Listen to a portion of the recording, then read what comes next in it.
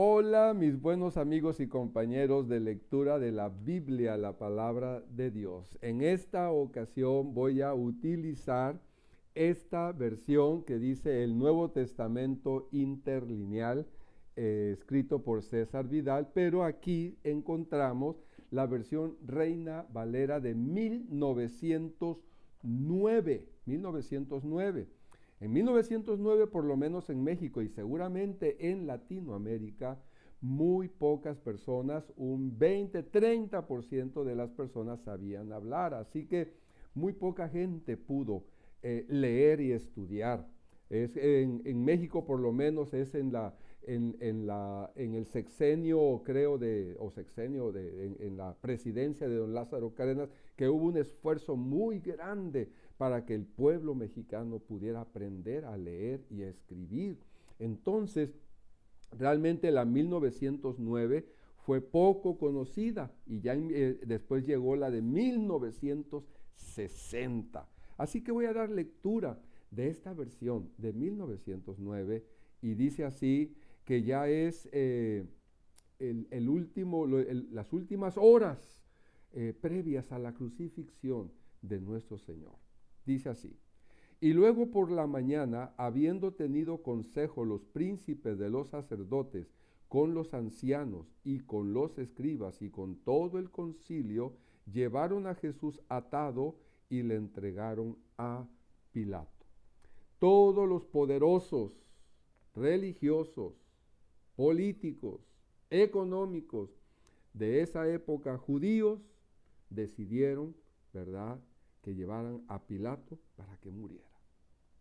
¿Y por qué? Pues porque el imperio romano no permitía a sus provincias que ejecutaran a nadie sin la autorización de ellos. Y por eso es que lo llevan a Pilato. Le preguntó: ¿eres tú el rey de los judíos? Y respondiendo él le dijo: tú lo dices. Y los príncipes de los sacerdotes le acusaban mucho. Y le preguntó otra vez Pilato diciendo: ¿no respondes algo? Mira de cuántas cosas te acusan. Mas Jesús ni aun con eso respondió, de modo que Pilato se maravillaba. Empero, y miren, aquí estaba el Mesías, el Hijo de Dios, con la autoridad romana, pero no era parte del plan de Dios en este momento evangelizar a los romanos, aunque la esposa de él tuvo sueños acerca de Jesús. Mas Jesús ni aun con esto respondió, de modo que Pilato se maravillaba. Empero en el día de la fiesta les soltaba un preso cualquiera que pidiesen. Y había uno que se llamaba Barrabás, preso con sus compañeros de motín, que habían hecho muerte en una revuelta, un asesino. Y viniendo la multitud comenzó a pedir hiciese como siempre les había hecho. Viniendo la multitud. Y Pilato les respondió a la multitud diciendo: ¿queréis que os suelte al rey de los judíos?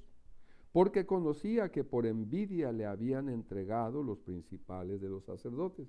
Estaba bastante enterado. Mas los príncipes de los sacerdotes incitaron a la multitud que les soltase ante a Barrabás. Mire, una de las preguntas que surgen es: ¿cómo es que si tanta multitud seguía a Jesús, cómo es que esta multitud fue fácilmente engañada por todos estos sacerdotes? Bueno, es que la hora del día, la manipulación, la preparación hicieron que esto fuese así. Y respondiendo Pilato les dice otra vez: ¿qué pues queréis que haga del que llamáis rey de los judíos? Y ellos volvieron a dar voces: crucifícale. Mas Pilato les decía: pues qué mal ha hecho. Y ellos daban más voces: crucifícale. Y Pilato, queriendo satisfacer al pueblo, le soltó a Barrabás. Y entregó a Jesús después de azotarle para que fuese crucificado. Tremendo. Mas Jesús entonces los soldados le llevaron dentro de la sala, es a saber, al pretorio, y convocan toda la cohorte. y le visten de púrpura, y poniéndole una corona tejida de espinas, comenzaron luego a saludarle: salve, rey de los judíos.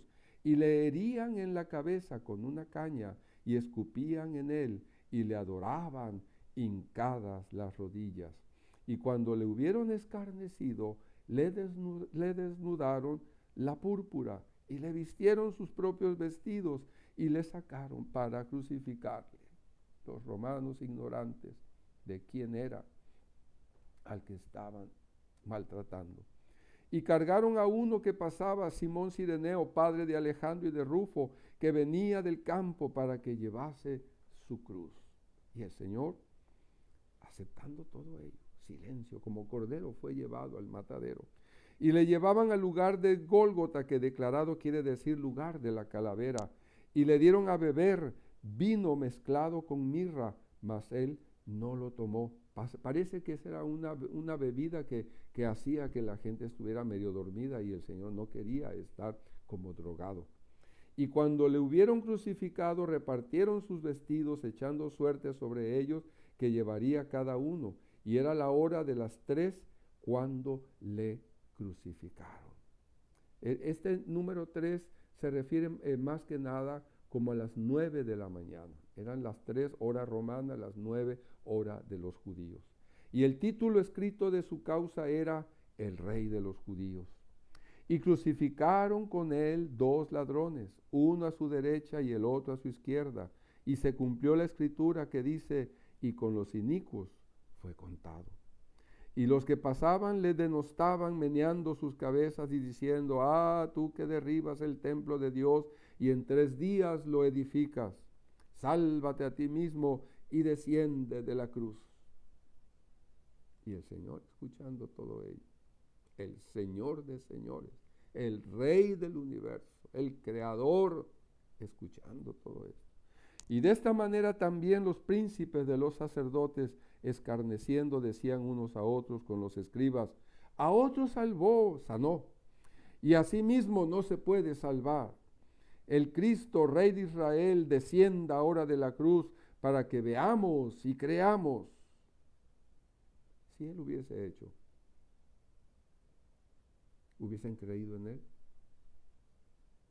Tal vez sí, tal vez, pero no hubiese logrado la salvación de todos.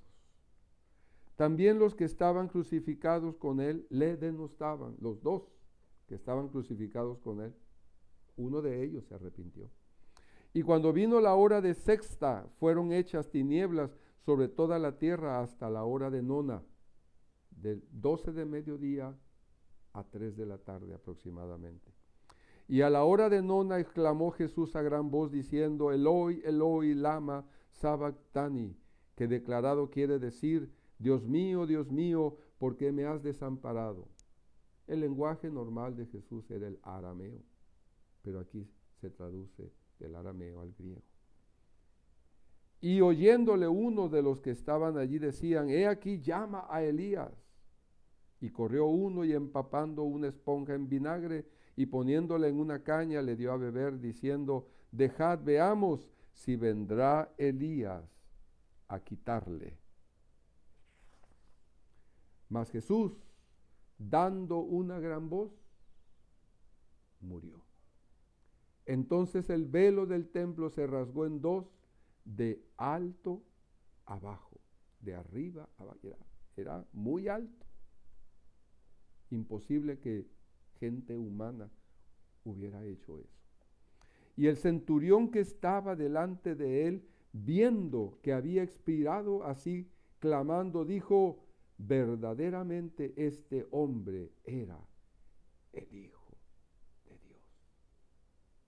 Un centurión romano, viendo todo, diciendo: oh, Dios mío, este era el Hijo de Dios y lo maltratamos. Este era el ungido y lo matamos. Dios.